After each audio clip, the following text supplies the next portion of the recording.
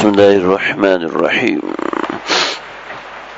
عن علي رضي الله تعالى عنه قال قال رسول الله صلى الله عليه وسلم من رضي من الله باليسير من الرزق رضي الله عنه بالقليل من العمل.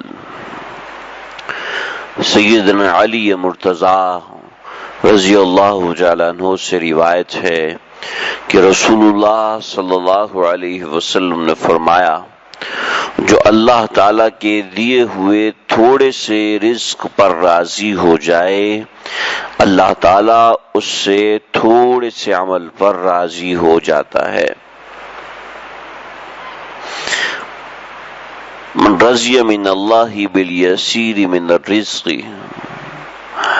کہ جو تھوڑے رزق پر اللہ سے راضی ہو جائے، رضی اللہ عنہ بالقلیل من العمل، تو وہ تھوڑے عمل کے ساتھ اللہ تعالیٰ اس سے راضی ہو جائیں گے. حضرت والا فرماتے ہیں، اس سے معلوم ہوا زیادہ مال جو ضرورت سے زائد ہو اس کا حساب دینا پڑے گا. بقدر ضرورت تھوڑی دنیا پر اگر راضی رہے تو اس کے لیے تھوڑے سے عمل سے اللہ تعالیٰ اللہ رب العزت اس سے راضی ہو جائیں گے. جس مسافر کے پاس سامان کم ہوتا ہے وہ سفر کو راحت کے ساتھ طے کرتا ہے. جیسے کہ کل عرض کیا تھا، اللہ کے نبی نے فرمایا کہ ایاک والتنعم فإن عباد اللہ لیسوا بالمتنعمین، کہ زیادہ نعمتوں کے اندر رہنے کے عادی مت بنے. زیادہ نعمتوں کے عادی جب بنیں گے تو مشکلات سے دور بھاگیں گے. اب یہاں پر وہی بات ہے اللہ کے نبی نے دوسرے الفاظ سے سمجھائی ہے، اور ایسے الفاظ استعمال فرمائے ہیں کہ ایسے لگ رہا ہے کہ موجودہ زمانے میں ہماری حالتوں کو دیکھ کر ارشاد فرمایا کہ عام طور پر انسان اللہ سے دور مال کی وجہ سے ہوتا ہے. عمومی طور پر اگر 100 میں سے 90 لوگ اللہ سے دور ہو رہے ہیں تو 90 میں سے 80 لوگ مال کی وجہ سے دور ہو رہے ہوتے ہیں. اللہ ہم سب کی حفاظت فرمائے. اس لیے کہ بس مال کمانا ہے کمانا ہے کمانا ہے کمانا ہے. جو فارغ وقت ہے وہ بھی مال کے کمانے پہ لگا ہوا ہے. جو وقت دین میں دینا تھا وہ بھی مال کے کمانے میں لگا ہوا ہے. جو وقت بیوی بچوں کو دینا تھا وہ بھی مال کمانے میں لگا ہوا ہے. جو وقت تلاوت قرآن اور ذکر اللہ کو دینا تھا وہ بھی مال کمانے میں لگا ہوا ہے. حتیٰ کہ جو وقت نماز کے اندر گزرتا ہے وہ بھی مال کی ہیر پھیر میں لگا ہوتا ہے. جو وقت تلاوت کے اندر گزر رہا ہوتا ہے وہ بھی مال کی ہیر پھیر میں گزر رہا ہوتا ہے. اس لیے کہ وہ مال کی حرص ہے کہ وہ مٹتی ہی نہیں ہے. مال کی محبت ہے کہ وہ ختم ہوتی ہی نہیں ہے، کہ جتنی اس کی محبت بڑھاتے جائیں گے وہ بڑھتی جائے گی. کسراب بقیعۃ یحسبہ الظمآن ماء اذا اخرج یدہ لم یکد یراھا. اللہ نے قرآن میں اس کی کیفیت فرمائی ہے کہ مال کے پیچھے دوڑنے والا ایسا ہے جیسا کہ صحرا میں چل رہا ہے ایک آدمی، اور صحرا میں چلتے ہوئے عام طور پر سراب نظر آتا ہے. ایسا لگ رہا، سراب کہتے ہیں، سراب کے لفظی معنی دھوکے کے.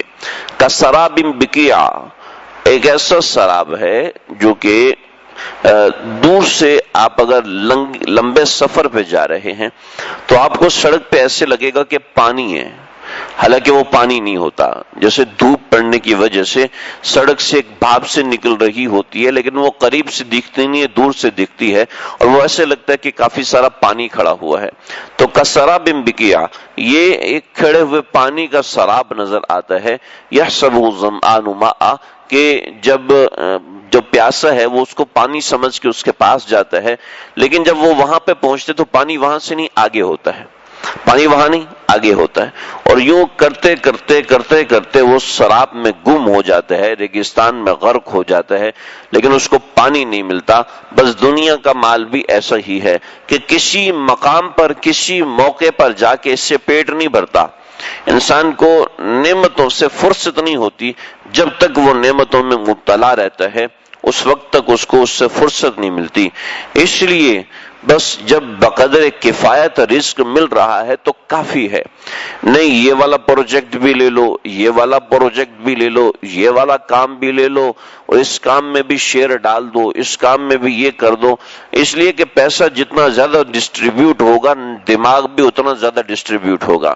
بھئی وہاں سے کتنا منافع آ رہا ہے، پھر یہاں سے کتنا منافع آ رہا ہے، 36 کمپنیوں میں شیئر ہولڈر 36 کمپنیوں میں شیئرز ڈالے ہوئے ہیں، تو ظاہر بات ہے کسی کمپنی میں مندی ہوتی ہے اور کسی کمپنی میں بڑھوتری ہوتی ہے، تو جہاں بڑھوتری ہوتی ہے وہاں پہ لگا رہے گا ہاں یہاں سے نکال کے اس میں ڈالو، پھر وہاں سے نکال کے اس میں ڈالیں۔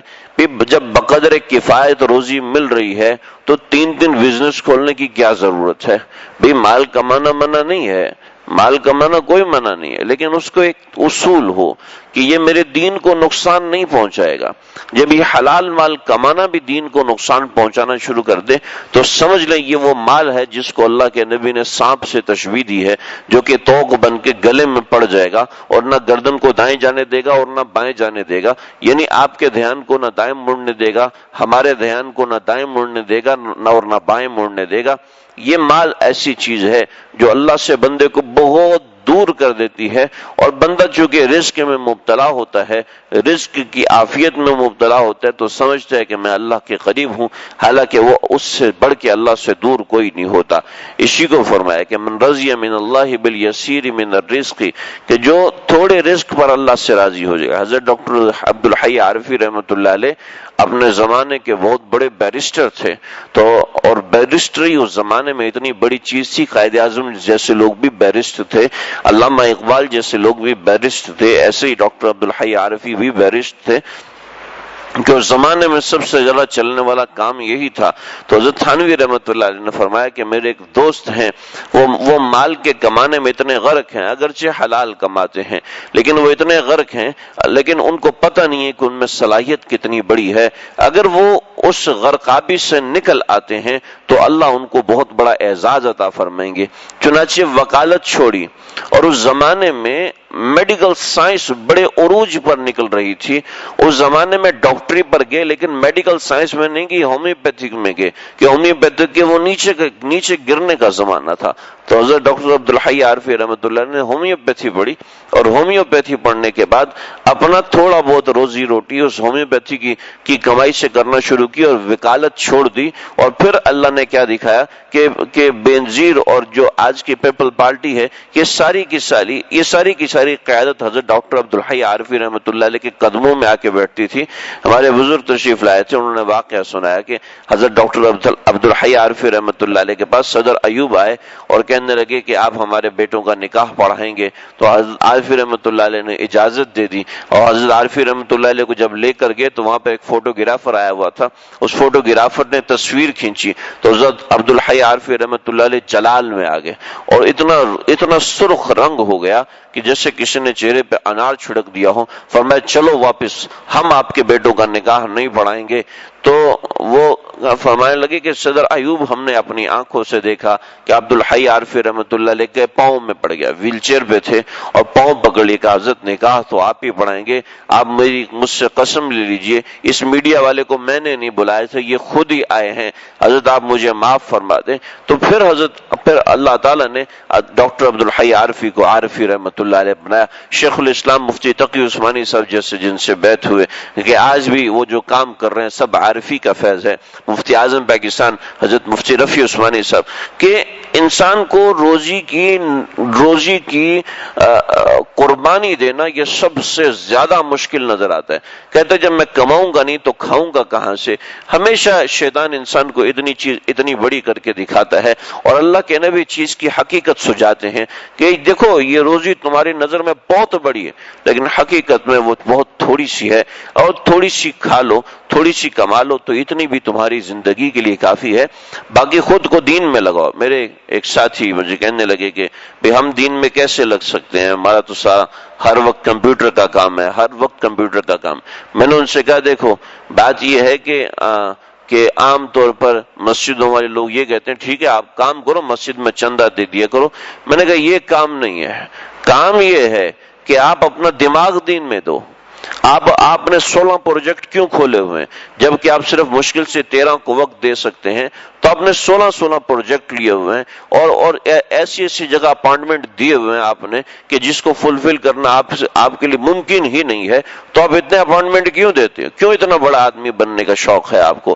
آپ جتنے ہیں بس اتنا کام کیجئے اور اس کے ساتھ تھوڑا بہت دین سیکھیے اور آگے سکھائیے۔ جو آپ کے کلائنٹس ہیں، جو آپ سے ملنے والے ہیں، ان سے کیسے بیہیو کرنا ہے، اس کے لیے آپ دین سیکھیے اور اس طریقے سے آگے دین بڑھائیے۔ کچھ قرآن سیکھیے، کچھ قرآن سکھائیے۔ ساری زندگی کاروبار میں گزر گئی، کو صرف قرآن مجید صحیح پڑھنا نہیں آتا، ساری زندگی کھاتے کماتے میں گزر گئی، بچے پیدا ہو گئے، دادا دادی بن گئے، لیکن ابھی تک قرآن مجید اگر صحیح پڑھنا نہیں آتا کہ جس سے نماز صحیح ہو سکے، تو کیا سیکھا دین کے زندگی کے اندر؟ تو من رضی من اللہ بالیسیر من الرزق رضی اللہ عنہ بالقلیل من العمل۔ یہ اللہ کے نبی نے کتنی پیاری بات فرمائی۔ زندگی سب کی گزر جاتی ہے، لیکن جو تھوڑے رزق پہ اللہ سے راضی ہو جائے، جھگڑا نہ کرے، نہیں مقابلہ نہ کرے، میدان میں آ جائے، نہیں جی اتنا کمانا ہے، اس نے اتنے بنگلور بنائے، میں نے بھی اتنے بنانے، اس نے اتنے پلاٹ لیے، سستے پلاٹ مل رہے ہیں، ابھی خرید لو، بعد میں مہنگے ہو جائیں گے، تو ابھی دین کا بیڑا غرق ہو جاتا ہے اور دنیا بنتی چلی جاتی ہے۔ اور حدیث میں آتا ہے کہ جو دنیا کے اندر خود کو مبتلا کر دیتا ہے، حلال روزی کا معنی فرض ہے، طلب کسب حلال فریضۃ بعد الفریضہ، حلال روزی کا معنی فرض ہے، لیکن ہمارے حضرت فرماتے ہیں کہ حلال کو بھی اتنا حلال نہ کرو کہ تم خود حلال ہو جاؤ، کہ خود اللہ سے دور ہو جاؤ اور دوسروں کے لیے پیسے جمع کر رہے ہیں۔ اللہ تعالی ہم سب کو سمجھنے کی اور عمل کرنے کی توفیق عطا فرمائے۔ وآخر دعوانا